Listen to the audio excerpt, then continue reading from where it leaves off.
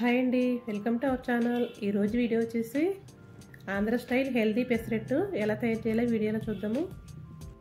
చాలా soft and క్రిస్పీగా ఉంటుంది. మనకి హోటల్లో తిన్నట్టే ఉంటుంది. సేమ్ క్రిస్పీగా టేస్టీగా రావాలంటే ఒక చిన్న చిన్న టిప్స్ ఉంటాయి. ఆ టిప్స్ని పాటిస్తూ కనుక మనం పెసరెట్లు వేసామంటే చాలా టేస్టీగా ఉంటాయి. ఇంట్లో అందరికీ కూడా బాగా నచ్చేస్తూ ఉంటాయి అన్నమాట. చూడండి ఎంత బాగా వచ్చిందో. ఇంకా ప్రాసెస్లోకి వెళ్ళిపోదాం. ముందుగా ఒక కప్పు పెసలు తీసేసుకుని మనం నైటే నానబెట్టుకోవాలి. మార్నింగ్ బ్రేక్ఫాస్ట్కి 2 టేబుల్ స్పూన్ వరకు బియ్యం వేసుకోవాలి. మామూలు రైస్ అయినా వేసుకోవచ్చు, లేకపోతే రేషన్ బియ్యం అయినా వేసుకోవచ్చు. అలాగే 1 టేబుల్ స్పూన్ వరకు శనగపప్పు వేసుకుని ఒకసారి శుభ్రంగా క్లీన్ చేసేసుకుని నానబెట్టుకోవాలి. అప్పటికప్పుడు నానబెట్టి కూడా పెసరట్టు వేసుకోవచ్చు. అది మరో వీడియోలో చూద్దాము. ఇది ఓవర్ నైట్ అంతా నానబెట్టేసుకున్న తర్వాత ఈ వాటర్ తీసేసి మనం మిక్సీ పట్టుకోవాలి. గ్రైండర్లో కూడా వేసుకోవచ్చు, కావాలంటే మనకు తక్కువే కాబట్టి మిక్సీ పట్టేసుకోవచ్చు.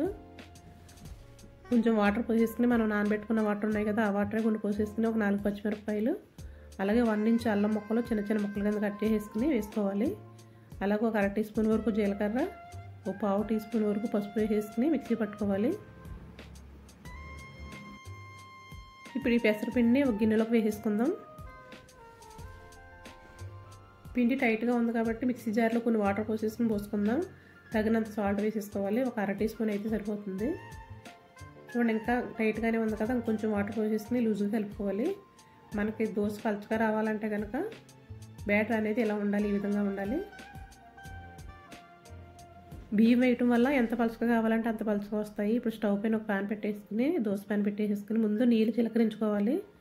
ముందే ఆయిల్ వేయకూడదు. ఒక క్లాత్ కానీ టిష్యూ పేపర్తో కానీ తుడిచేసుకుని మనం పెసరపిండి దోశ వేసుకోవాలి.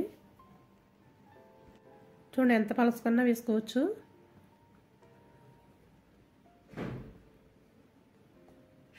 అట్టు వేసేటప్పుడు మంటని సిమ్లో పెట్టేసుకోవాలి.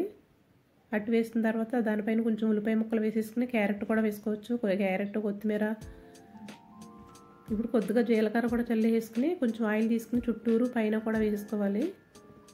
ఇప్పుడు మంటని మీడియం ఫ్లేమ్ పెట్టేసుకుని ఉల్లిపాయ ముక్కలు అట్లొస్తూ మనం ఎలా ఉన్నామంటే ఉల్లిపాయ ముక్కలన్నీ అట్టుకి అంటుకుపోతాయి అన్నమాట.